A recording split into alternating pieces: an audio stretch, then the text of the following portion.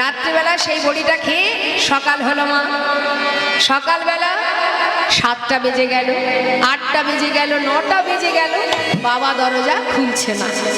বড় ছেলে ডাকছে, বাবা বাবা ও বাবা বাবা দরজা খোলো, কত বেলা হয়ে গেল, এত বেলা পর্যন্ত তুমি কোনোদিন ঘুমাও না, কি হলো দরজা খোলো।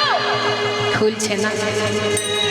2 ছেলে গেছে, মানে 3 ছেলে একসঙ্গে ডাকছে, বাবা ও বাবা বাবা দরজা খোলো, এত বেলা করে ঘুমাচ্ছ কেন, কিছু কি হয়ে গেল?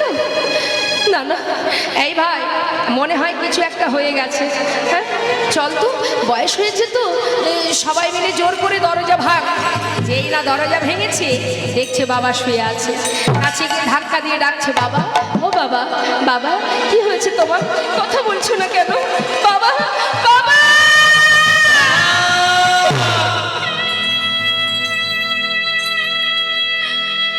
বাবা তুমি কোথায় চলে গেলে বাবা, তুমি সর্বদাই আমাদের মাথার উপরে বট গাছের ছায়ার মতো ছায়া দিতে, যার তলায় দুদণ্ড বসে শান্তি পেতাম। কোথায় চলে গেলে বাবা তুমি, বাবা কোথায় চলে গেলে? সবাই জড়িয়ে ধরে কাঁদছে, বাবার অন্তরটাও কেঁদে উঠেছে মা। মনে মনে বলছে, সাধু একবার দেখে যাও, আমি যে কথা বলেছিলাম সেই কথাই কেটে গেল, আমার সন্তানেরা আমায় বড় ভালোবাসে, দেখো কেমন করে কাঁদছি, একবার দেখে যাও সাধু বাবা। পাড়াপড়শি ছুটে এলো, সবাই মিলে এসে 3 ছেলের মাথায় হাত দিয়ে সান্ত্বনা দিয়ে বলছে, শান্ত হও, দেখো কেঁদো না, তোমার বাবার শেষকৃত্য করতে হবে। হঠাৎ বড় ছেলে বলছে, দাদা ভাই কান্না বন্ধ কর, কেঁদে আর কি হবে বল, সে তো আর আসবে না ফিরে, এখন আমাদের যে করণীয় সেটা করতে হবে। জানিস তো আমি একদিন ভেবেছিলাম বাবার জন্য বাড়ির মিষ্টি আম গাছটা কাটবো, এখন আমি মনে মনে চিন্তা করলাম আম গাছ দিয়ে বাবার শেষ কাজ করব সেটা ঠিক আছে, সে তো যে কোনো একটা আম গাছ দিলেই হয়, তার জন্য এই যে বাড়িতে ছোট ছোট বাচ্চা আছে, একটা মিষ্টি আমের জন্য পাড়ায় পাড়ায় ঘুরবে, তার থেকে মিষ্টি আম গাছটা থাক, যে আম গাছের আমগুলো খুব টক ওই গাছটাই না হয় কেটে দেওয়া যায়। হরি বল হরি। বাবা কিন্তু শুয়ে আছে মা, অন্তরে সবই জানতে পারছে। মেজো ছেলে বলছে, দাদা আমি ভেবেছিলাম বাবার জন্য বিদেশ থেকে দামি দামি পাথর এনে স্মৃতি মন্দির বানিয়ে দেব, এখন চিন্তা করলাম লাখ লাখ টাকা খরচ করব, আমারও তো বাচ্চা কাচ্চা আছে, তাদের ভবিষ্যতে চিন্তা করতে হবে, স্মৃতি মন্দির বানাবো বলেছি যখন, সে বিদেশ থেকে পাথর এনে বানালেও স্মৃতি মন্দির, আবার যদি বাঁশ গাছের বেড়া তৈরি করে যদি ওপরে টালির ছাউনি বা কোনো বেড়া দিয়ে সুন্দর করে স্মৃতি মন্দির বানায়, সেটাও তো স্মৃতি মন্দির। হরি বল হরি। বাবা শুয়ে শুয়ে মনে মনে বলছে, ও সত্যি তো, যে কথা বলেছিলি বাবা, আজ আমি চলে গেছি ভেবে সব কথা ভুলে গেলি, যতদিন আমি বেঁচে ছিলাম আমাকে জড়িয়ে ধরে কেঁদেছিস আর বলেছিস বাবা তোমায় বড় ভালোবাসি, আমার জন্য এত টাকা কেন খরচ করবি? রয়ে গেল অবশেষে ছোট ছেলে, তার কথাটা শুনলেই আমার 16 কলাই পরিপূর্ণ হয়ে যায়। ছোট ছেলে বলছে, দাদা আমি ভেবেছিলাম 7 গ্রামের মানুষকে খাওয়াবো, যেখানকার যেটা মিষ্টি বিখ্যাত মিষ্টি আছে সেটা নিয়ে আসবো, এখন চিন্তা করছি শুধু শুধু এত টাকা খরচ করে মানুষকে খাইয়ে লাভ নেই, যে কজন বাবার সঙ্গে শ্মশানে যাবে তারা ফিরে এলে ওই কলকাতার রসগোল্লা যেমন মিষ্টি, বর্ধমানের মিহিদানা যেমন মিষ্টি, তেমন বাজারের গুড় বাতাসা সেও তো মিষ্টি। না হয় চিড়ের সঙ্গে গুড় বাতাসা মিশিয়ে একটু খাইয়ে দিলেই হবে না। তাই নয়নের জলে বুক ভাসিয়ে বাবা কাঁদছে। এতদিনে বুঝেছি কে আমার আপন আর কে পর। কাদের কথা ভেবেছি আমি সারা জীবনে, তার চিন্তা না করে যাদের কথা ভেবেছি আজ আমি চিনতে পেরেছি কোনটি সার কোনটি অসার। হরিমহল হরিমহল। বেশ, আর দেরি করব না, এবার আমাকে এখান থেকে চলে যেতে হবে। যেই না বিছানায় উঠে বসেছে, তিন ছেলে দেখছে বাবা উঠে বসেছে, ছুটে গিয়ে জড়িয়ে ধরেছে। বাবা বাবা বাবা, তুমি বেঁচে আছো বাবা, তুমি বেঁচে আছো। হ্যাঁ রে, এতদিন তো মরেই ছিলাম, আজ বেঁচে উঠেছি।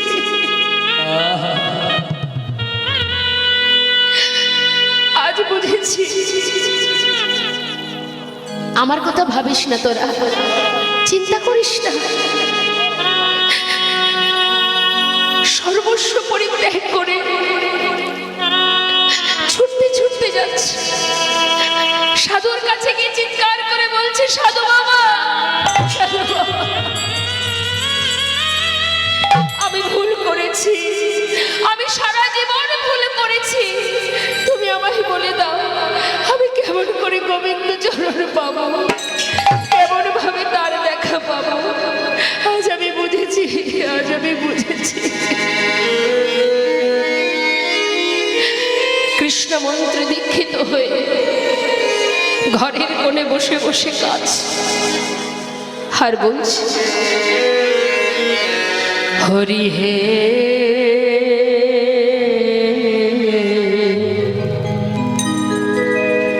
বলো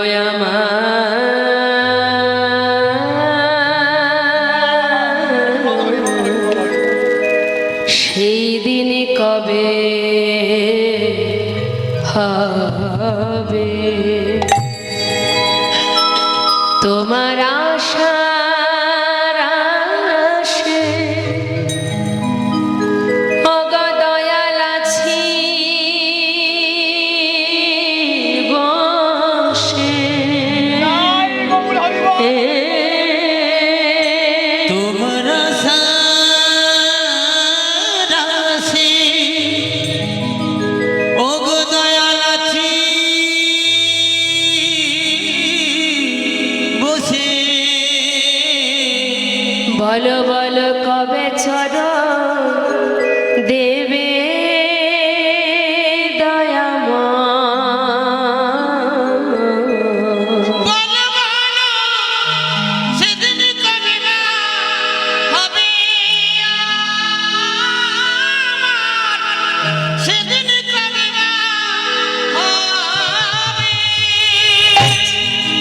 ভবের মাঝে আসা যাওয়া,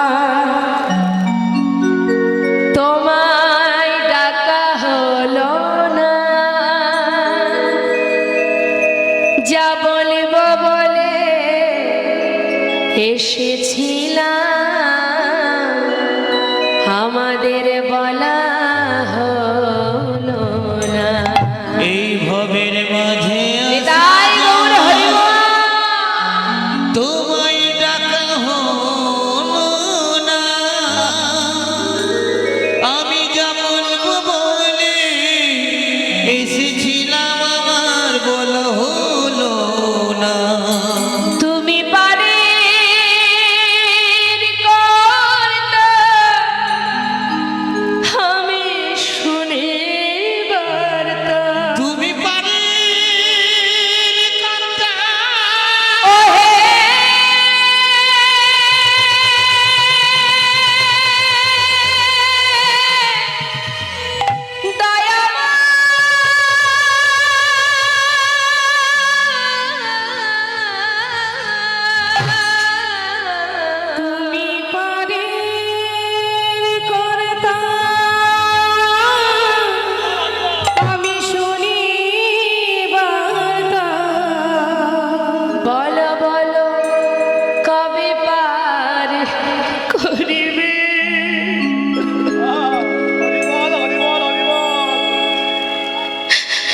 প্রভু বলো মানো, সেদিন কবে মা হবে আমার?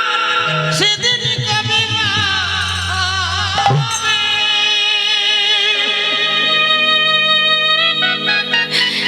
কৃষ্ণ নামে কাঁদিবি কবে আমার পোড়াবো ওই না কৃষ্ণ নামে কাঁদবে কবে আমার পোড়ানো? ওই কৃষ্ণ নামে কাঁদিবি কবে আমার পোড়াবো কবে যাব বিষয় ছেড়ে ওগো আমি কবে যাব এই বিষয় ছেড়ে? মধুর বৃন্দাবন কৃষ্ণ নামে কাঁদিবি কবে আমার পোড়াবো ওই না কৃষ্ণ নামে কাঁদবে কবে আমার পোড়ানো? কৃষ্ণ নামে নামাবলি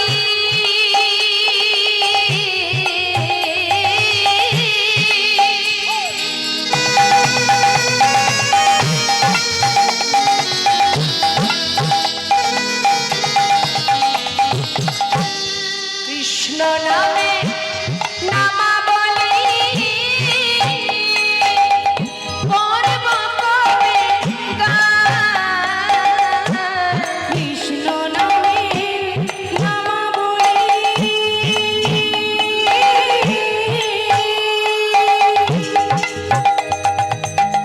করব কবে গান কবে আমি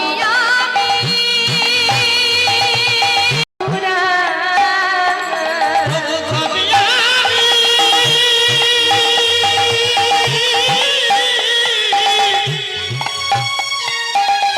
এই বিষয় ছেড়ে যাব মথুরা?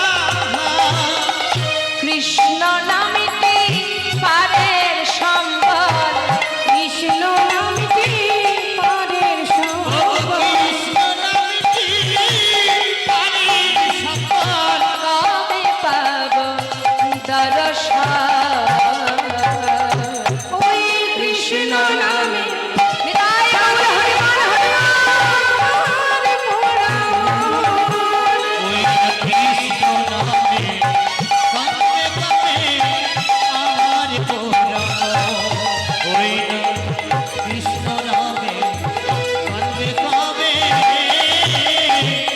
আমার পোড়ানো?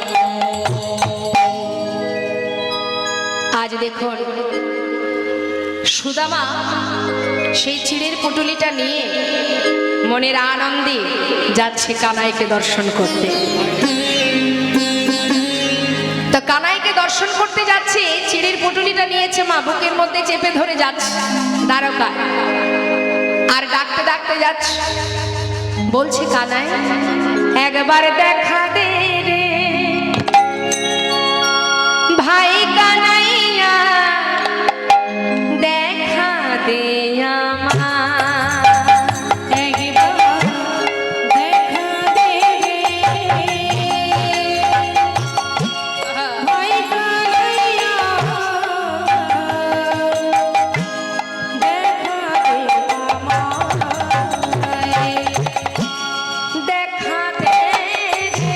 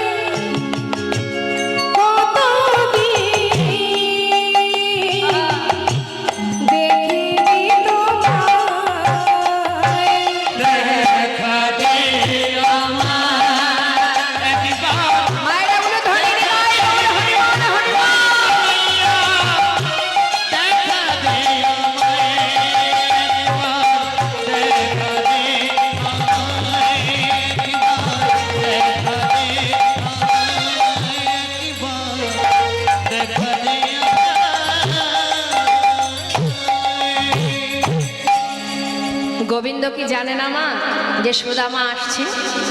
রুক্মিণী পাশে বসে বলছে, স্বামী তোমার প্রিয় সখা বড় কাঙাল, বড় অসহায়, পথের মাঝে সে ছুটতে ছুটতে আসছে, এবার তো তুমি তাকে কৃপা করো।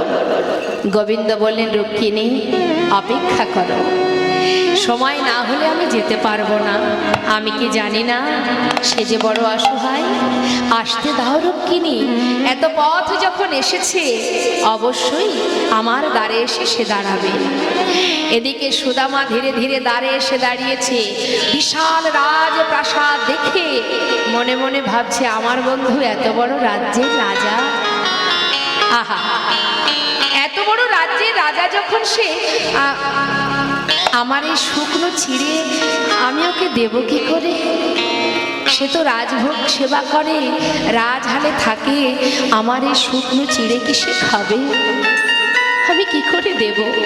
না না, আমি দেব না। তাই লুকিয়ে রেখেছে মা, কানাইকে দেবে না বলে। এদিকে দাঁড়ে এসে ডাকছে, এই দাঁড়ি, যে দ্বারপাল আছে তাকে ডাকছে, দাঁড়ি, এই দাঁড়ি, এখানে কি আমার কানাই আছে? दारी जिज्ञासा करছে कौन हो तुम, कहाँ से आए हो, तुम्हारा नाम क्या है? দেখ আমাকে চিনবি না, আমি অনেক দূর থেকে আসছি, শুধু বল না এখানে কি আমার কানাই আছে? देखो इधर कोई कानाई वानाई नहीं है, ये जो राजा है ना उसका नाम है कृष्ण। कृष्ण? अरे जे कृष्ण সেই তো কানাই। দাঁড়ি আমাকে ভিতরে যেতে দে, আমি ভিতরে যাব, একটু ভিতরে যেতে দে না। দাঁড়ি তাকে ধাক্কা দিয়ে বাইরে বের করে দিল। আরে কাঙাল ভিখারি, সারা গায়ে নোংরা দুর্গন্ধ, সে নাকি আমাদের রাজার বন্ধু। বারবার দূরে সরিয়ে দিচ্ছে মা। লীলার পাশে দাঁড়িয়ে মহাজন বললেন, দেখো দেখো এ গরিবি, है गरीबी का हाल, कृष्ण की द्वार पे विश्वास लेके आया हूँ, बचपन की यार है मेरा शान, यही सोच के आस करके आया हूँ।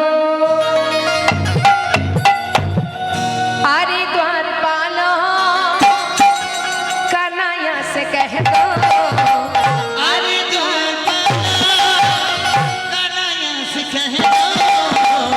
द्वार पे सुदामा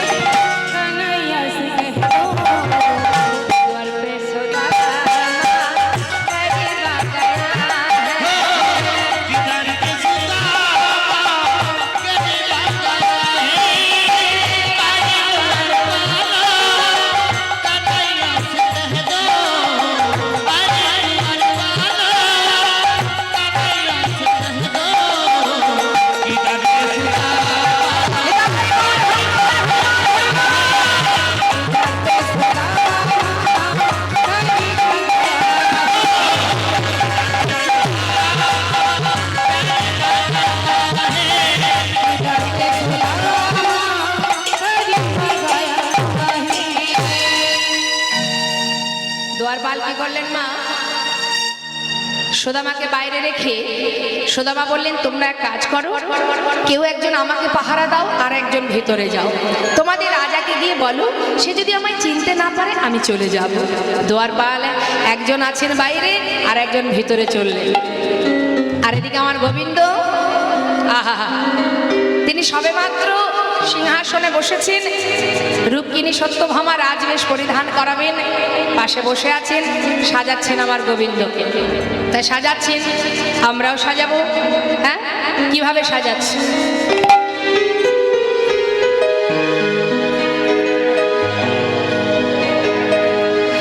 সাজাচ্ছে কেমন করে? সাজা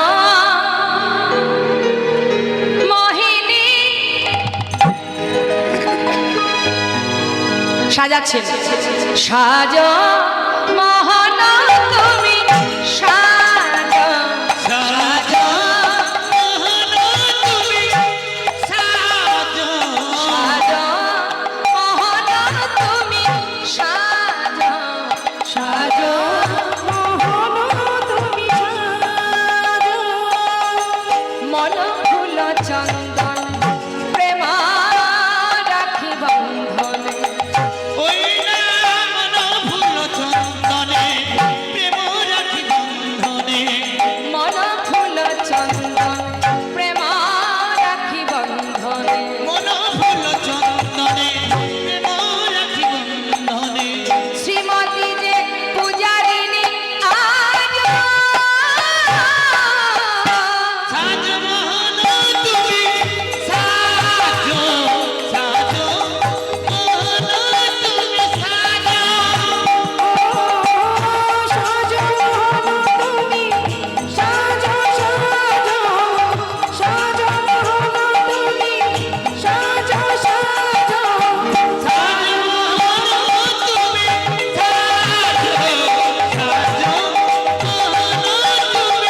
সাজো, তুমি চির সুন্দর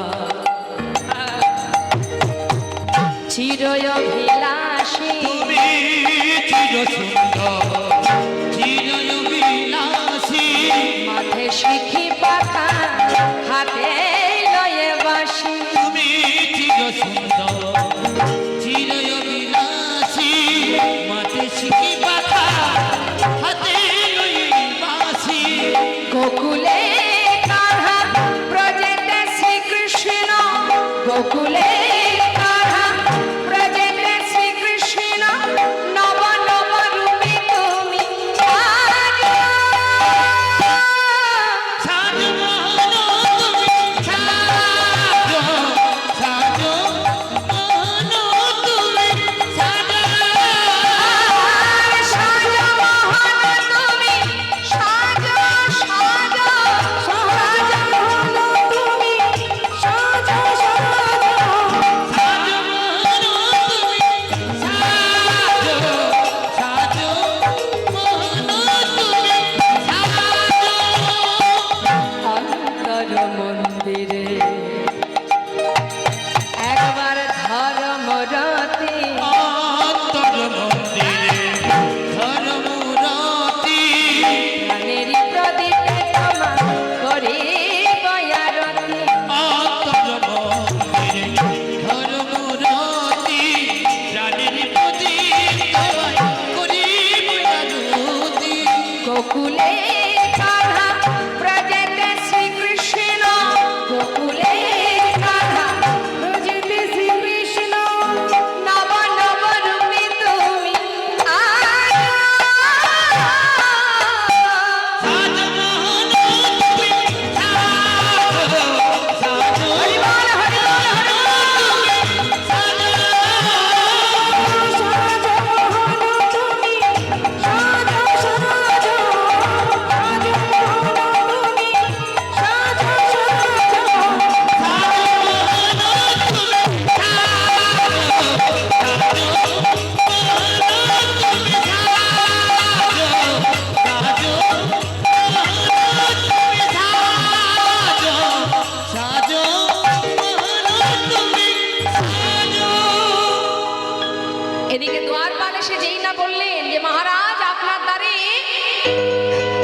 এক ভিখারি এসেছে, পাগল এসেছে। এখন ভগবান জিজ্ঞাসা করছে তুমি কি করে জানলে সে পাগল? তার বেশ দেখে কি জানা যায়? নাম কি তার? তার নাম নাকি সুদামা। যেই না বলা, এতক্ষণ তো অপেক্ষায় ছিল মা, যেই না বলেছে সুদামা, আর কি থাকতে পারে সে? সোনার সিংহাসন ত্যাগ করে ছুটতে ছুটতে যাচ্ছে। কনক প্রচন্ডে কৃষ্ণ ছিল বসিয়া, আইয়া চলিল দেখো সুদামা শুনিয়া। হরি বল, হরি বল। ধে ধে চলিল, ধে ধে চলিল, সুদামা সুদামা শুনে ধে ধে চলিল, আইয়া চলিল দেখো সুদামা শুনিয়া। সুদামা ছুটতে ছুটতে সুদামা সবে মাত্র পিছন ঘুরেছে। কেন? এত সময় অপেক্ষা করলাম, কানাই তো এলো না, তাহলে বোধহয় কানাই আমাকে ভুলে গেছে। তাই যেই না পিছন ফিরে যাবে, এমন সময় পিছন থেকে কানাই ছুটে এসে সুদামাকে জড়িয়ে ধরেছে। আর যেই না জড়িয়ে ধরেছে, সুদামা বলছে কানাই আমাকে ছেড়ে দে ভাই, ছেড়ে দে বলছি, আমায় ছেড়ে দে। কেন? এতদিন পর তোকে পেলাম, ছাড়বো কেন? দেখছিস না গায়ে কত নোংরা লেগে আছে, তো রঙে লেগে যাবে, আমাকে ছেড়ে দে কানা। বুকের মধ্যে জড়িয়ে ধরে বলছে বন্ধু তোকে কাছে পেয়েছি, এই নোংরার কথা আমায় বলিস না, কিন্তু একটা কথা বলতো, এতদিন পর আমার কথা মনে পড়ল। মনে তো সব সময় পড়ে কানাই, কিন্তু আসবার মতো শক্তি ছিল না। বল কেমন আছিস? আমি খুব ভালো, তুই কেমন আছিস? সুদামা বলছে আমি এতদিন ভালো ছিলাম না, তোকে দেখবার পর এখন আমি অনেক ভালো আছি। তুই তাহলে আমায় ভুলে যাসনি কেন? দেখ ওই দেখ রুক্মিণী সত্যভামা বরণডালা নিয়ে দাঁড়িয়ে আছে। চল ভেতরে চল। আমি তো ভেতরে যাব না, আমার সারা গায়ে নোংরা দুর্গন্ধ, আমি রাজরানীদের সামনে দাঁড়াবো কি করে? দেখ সুদামা, অনেক দূর থেকে এসেছিস, আর এখন যাবি না বললে হবে? চল আমার সঙ্গে। জোর করে ধরে ভেতরে নিয়ে গেলেন। ভেতরে নিয়ে গিয়ে মা রুক্মিণী সত্যভামা সুদামাকে বরণ করলেন। বরণ করবার পর কানাই তার হাত ধরে তার সোনার সিংহাসনে বসাচ্ছে। জীবনে কোনোদিনই যে চেয়ারে বসেনি, তাকে বসানো হচ্ছে সোনার সিংহাসনে। কি করে বসবে সে? সারা গায়ে নোংরা, হাত পা গুটিয়ে বসেছে। কানাই বলছে কিরে সুদামা, এইভাবে কেউ বসে? আরে ঠিক করে বস, হাত পা ছেড়ে বস। জোরপূর্বক তাকে বসানো হলো। রুক্মিণীকে বলছে জানো রুক্মিণী, আমার বন্ধু মস্ত বড় পণ্ডিত, আজ সে এসেছে আমার ঘরে, যাও তাড়াতাড়ি যাও, জল নিয়ে এসো। আজ আমি আমার বন্ধু মস্ত বড় পণ্ডিত, তার চরণ ধৌত করব। সঙ্গে সঙ্গে রুক্মিণী সত্যভামা একটা সোনার থালা সুদামার চরণ ধরে পেতে দিলেন। মহাজন বললেন দেখো সোনার থালাতে সুদামা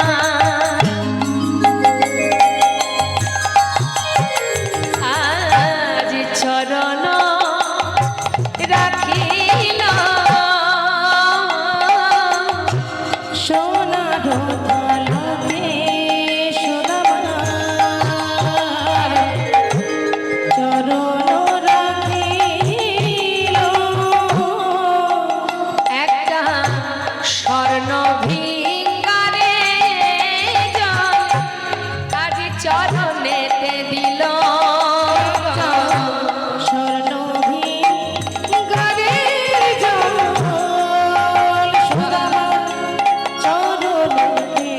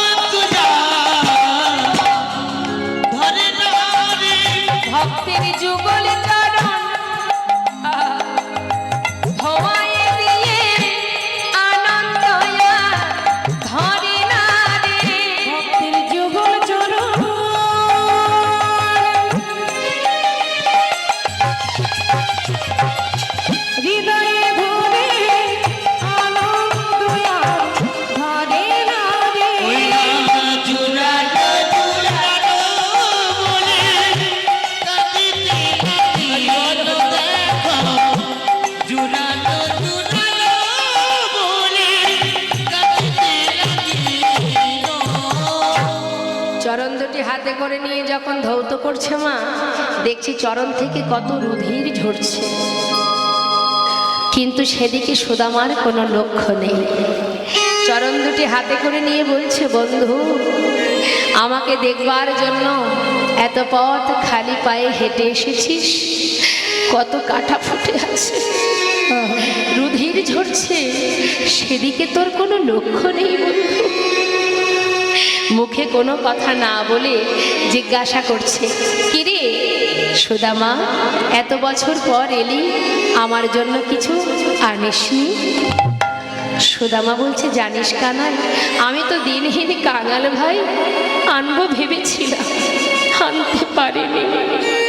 কি করে আনবো বল, কোনোদিন ভিক্ষা পাই, কোনোদিন পাই না। মনে মনে গোবিন্দ বলছে, তুই এনেছিস কিন্তু দিতে পারছিস না। ভেবেছিস তোর আনা শুকনো চিড়ে আমি খাবো কি করে? তুই কি জানিস না ভাই, ভক্ত ভালোবেসে আমাকে যাই দেয়, আমি সেটাই অমৃতের মতো সেবা করি। ভেবেছিস আমি রাজভোগ খাই, তাই তোর আনা ছিঁড়ে আমায় দিলি না। বিদুরের শাকন্য যদি সেবা করতে পারি, সবরই রেঠো কুল যদি সেবা করতে পারি, তোর আনা ছিঁড়ে আমি খেতে পারবো না। বেশ, তুই না হয় দিলি না, আমি সময় হলে ঠিক খেয়ে নেব। কোনো কথা না বলে সুদামাকে স্নান করিয়ে শুদ্ধ বসন করিয়ে তাকে রাজভোগ সেবা দিয়ে শয়ন মন্দিরে নিয়ে শয়নে দিয়েছে। অনেক পথ হেঁটে এসেছে, ক্লান্ত পরিশ্রান্ত, শোয়া মাত্রই ঘুমিয়ে পড়েছে। মধ্যরাত, চারিদিকে নিস্তব্ধ। সেই সময় গোবিন্দ আমার এক পা দুপা করে সুদামার মন্দিরে ঢুকেছে। শয়ন মন্দিরে প্রবেশ করে দেখছে সুদামা শুয়ে আছে, তার চরণের পাশে বসে ভগবান বিশ্ব ব্রহ্মাণ্ডের মালিক অনাদির আদি গোবিন্দ চরণ তলে বসে দুটি হাত দিয়ে ভক্তের চরণ সেবা করছে। কত পথ হেঁটে এসেছে আমার বন্ধু, একদিকে সে বন্ধু আর একদিকে সে ভক্ত, চরণ সেবা করছে যাতে ভালো করে ঘুমাতে পারে।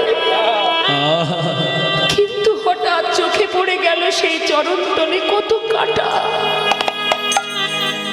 এত কাটা ফুটেছে, কি করে বের করব আমি? চরণের পাশে বসে একটা একটা করে ধরে ধরে কাটা পরিষ্কার করছি, কিন্তু মা একটা কাটা এতটা ভেতরে ঢুকে গেছে, সেটাকে কোনোভাবেই হাত দিয়ে বের করতে পারছে না। অনেকভাবে চেষ্টা করছে, কিছুতেই কাটাটা বের করতে পারছে না। পাছে আবার সুদামার ঘুম ভেঙে যায়, সেদিকে গোবিন্দের লক্ষ্য। চিন্তা করছে কি করে বের করব, কিন্তু এত বড় কাটা ঢুকে আছে। ধীরে ধীরে নিজের বদনটা সেই চরণ তলে নিয়ে গিয়ে নিজের দাঁত দিয়ে যখন সেই কাঁটাটা ধরে জোর করে টেনে বের করেছে, সুদামা চমকে উঠেছে। আর যেই না চমকে উঠেছে মা, সঙ্গে সঙ্গে সুদামার লোকানো যে চিড়ের পুটুলিটা নিচে পড়ে গেছে। কানাই বলছে, সুদামা এর মধ্যে কি আছে দেখি তো। তাড়াতাড়ি করে হাতে করে নিয়ে যেই না খুলতে যাবে, হঠাৎ সুদামা বলছে, কানাই কানাই আমায় ফিরিয়ে দে ভাই, আমাকে ফিরিয়ে দে বলছি, তুই খেতে পারবি না, আমায় ফিরিয়ে দে। খেতে পারবো না মানে? তুই আমার জন্য কিছু এনেছিলি, আমায় দিলি না। বেশ, যেই না খুলেছে দেখছে তার মধ্যে চিড়ে। ও,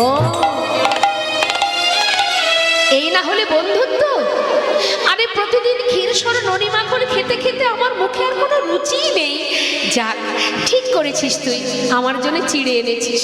আজ চিড়েটা খেয়ে আমার মুখে স্বাদটা একবার পাল্টাবো ভাই। যেই না মুখে দিতে যাবে, হঠাৎ দেখছি চিড়েগুলো সব ভিজে। কি ব্যাপার? এই সুদামা, বুঝেছি বুঝেছি, শুকনো চিড়ে খেতে গেলে তো নিশ্চয়ই মুখে ব্যথা লাগবে, তার জন্য তুই চিড়েগুলো ভিজিয়ে এনেছিস, তাই না? এই না হলে বন্ধুত্ব, খুব ভালো করেছিস। সুদামা বলছে, আমি তো চিড়ে ভিজিয়ে আনিনি কানাই, তাহলে ভিজলো কি করে জানি না আমি। তবে মনে হয় পথে আসবার সময় তোর কথা ভাবতে ভাবতে যখন কাঁদছিলাম, আমার চোখের জলে চিড়ে ভিজে গিয়েছে চোখে নিতাই গৌর হরি বল, হরি বল। চিড়ে ভিজে গিয়েছে, আমি কেমন করে কানাই রে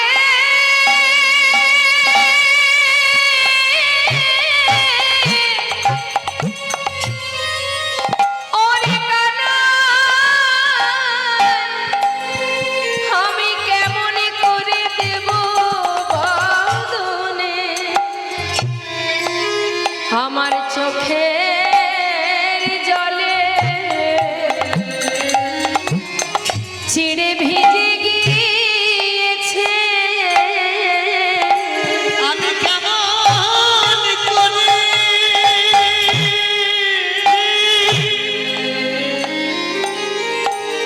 ভাই রে হরি বল, হরি বল। ভাই রে দেব বাদনে আমার চোখের জলে চিড়ে ভিজে গিয়েছে। ভগবান বলেছে সুদামা, আজ আমি তোর সামনে দাঁড়িয়ে প্রতিজ্ঞা করলাম, যে শুকনো চিড়ে দিতে তুই দ্বিধা করলি, এই আমি তোর সামনে দাঁড়িয়ে প্রতিজ্ঞা করলাম। কি প্রতিজ্ঞা? আগত কলিযুগে আমি নদিয়ায় গিয়ে গৌর হব, আর যদি কোনো কাঙালে কাঙালিনী, যদি কোনো রাজা কোনো দিন দুঃখিনী যদি আমায় সেবা দিতে চায়, কলিযুগের দ্বারে দ্বারে ভিক্ষা করে, হরি বল, হরি বল। যদি মাটির মালসায় করে চিড়ে ভোগে দেয়, আমি গৌর হয়ে সেই ভোগে সেবা করব। নিতাই গৌর হরি বল, হরি বল। এই আমি তোর সামনে দাঁড়িয়ে প্রতিজ্ঞা করলাম, এ জগতে সবাই আমায় ক্ষীর স্বরে নবনী সেবা দেয়, কিন্তু এমন চোখের জলে ভিজানো চিড়ে কেউ দেয় না। তাই তোর সামনে দাঁড়িয়ে আমি কথা দিলাম। কি কথা দিল মা? আগত কলিযুগে আমি গৌর হব, যদি কেউ আমাকে রাজভোগ দেয় আমি খাবো না, দাঁড়ে দাঁড়ে ভিক্ষা করে মাটির মালসাই করে যদি কেউ চিড়ে ভোগ দেয় তবেই আমি সেবা নেব, না হলে নেব না। ভাবুন একবার, চিন্তা করুন। তিনি তো বলতে পারতেন আমি বিশ্ব ব্রহ্মাণ্ডের মালিক, আমার জন্য সোনার থালা তৈরি করে দিতে হবে। কাদের জন্য বললেন? মাটির মালসাই সেবা করবে। যিনি রাজা, যিনি ধনী, তিনি সোনার থালা বানাতে পারবে, কিন্তু যে দিনহীন কাঙাল কাঙালিনী, তারা কি করে সোনার থালায় সেবা দেবে? তাই তাদের কথা ভেবে আজ আমার গোবিন্দ তিনি প্রতিশ্রুতি করলেন, মাটির মালসাই করে আমায় সেবা দিতে হবে। আর আমরা সেবা করি কি করে? ডাইনিং টেবিল থাকবে, ফুলের টব থাকবে, দামি দামি প্লেট থাকবে, ঝাড়বাতি থাকবে, তবেই খেয়ে শান্তি পাওয়া যাবে, তাই না? আর ভগবান সেবা করে মাটির মালসায়। সেখান থেকে আমাদের শিক্ষা হতে হবে, চিন্তা করতে হবে তিনি কি করছেন। তাই আজ ভগবান প্রতিজ্ঞা করলেন। সুদামা কিছুদিন থাকবার পর সুদামাকে বলছে, বন্ধু বিবাহ করেছিস?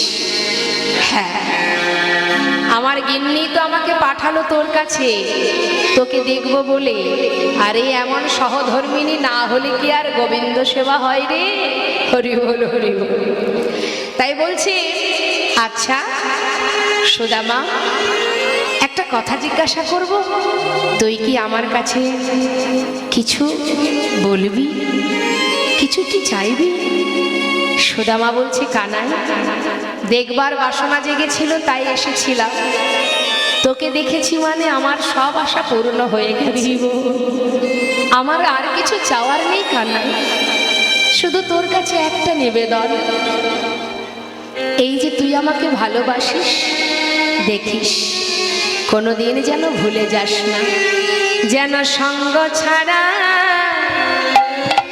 করিস না ভাই। হরি বল, হরি বল। শুধু এই নিবেদন তোর কাছে, সঙ্গ ছাড়া আমায় করিস না ভাই। শুধু এই নিবেদন তোর কাছে, যেন সঙ্গ ছাড়া করিস না ভাই। শুধু এ জন্মে নয়, জন্মে জন্মে বলি ওরে আমার প্রাণের কানাই। হরি হরি আমার প্রাণের কানাই, হরি হরি আমার প্রাণের কানাই। সঙ্গ ছাড়া করিস না ভাই। ভগবান কৃষ্ণচন্দ্র সুদামাকে নিজের কাছে রাখবার মাঝে রুক্মিণীকে ডেকে বললে, রুক্মিণী তোমায় একটা কথা বলবো। বলো। রুক্মিণী, তুমি তো স্বয়ং লক্ষ্মী, আমি তোমার কাছে আজ একটা জিনিস চাইবো। বলো স্বামী। রুক্মিণী, আমার বন্ধু আমার কাছে প্রতিজ্ঞা করেছিল জীবনে কোনোদিন আমার কাছে সে কিছু চাইবে না, আর বন্ধু যদি কিছু না চায়, তাকে যদি যেচে সেদে আমি দিই, তাহলে তাকে অপমান করা হয়। তাই রক্ষিণী, আমি ওকে কিছু দিতে পারছি না, এত চেষ্টা করলাম, তথাপিও কোনোদিনও আমার কাছে কিছু চাইলো না। ও যে বড় কাঙাল, বড় অসহায়। রক্ষিণী, তুমি পারবে আমার বন্ধুর সমস্ত দারিদ্রতা দূর করে দিতে? রুক্মিণী বললেন, কেন পারবো না, নিশ্চয়ই পারবো, যদি আপনার অনুমতি হয়। সঙ্গে সঙ্গে বিশ্বকর্মাকে সঙ্গে করে নিয়ে রাজপ্রাসাদ বানিয়ে দিলেন। ওমা, না চাইতেই সব পাওয়া যায় যদি তার প্রতি আমাদের ভরসা থাকে। শাস্ত্রে বললেন, ভাবছো বসে চলবে কিসে, তুমি ভাববার কে, যার ভাবনা সেই ভাবে, শুধু তুমি ভাবো তাকে। তাই বল, হরি বল, হরি বল। সুদামা কানার কাছ থেকে বিদায় নিয়ে চলে গেল, কিন্তু গিয়ে আর তার স্ত্রীকে খুঁজে পাচ্ছে না। যে গাছতলায় ছিল আজ সেখানে বিশাল রাজপ্রাসাদ। চিন্তা করছে কে তৈরি করলো, হয়তো কোনো রাজা বানিয়েছে। হঠাৎ দেখলেন কি, ওই প্রাসাদ থেকে তার স্ত্রী সুশীলা রাজরানীর বেশে বরণডালা হাতে নিয়ে নিচে নেমে আসছে। অবাক দৃষ্টিতে সুদামা তাকিয়ে আছে, বলছে, স্বামী তুমি কিছু না চাইলে কি হবে, তোমার বন্ধু তোমাকে সর্বসুখে সুখী করেছে।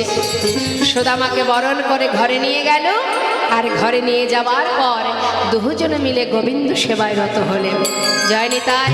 লীলা এবার আমরা বিশ্রাম রাখবো, তার আগে সবাই মিলে গাইব, সবাই একসঙ্গে বলবো, রাধে কৃষ্ণ গোবিন্দ গোপাল রাধার মন হরি হরি হরি বল।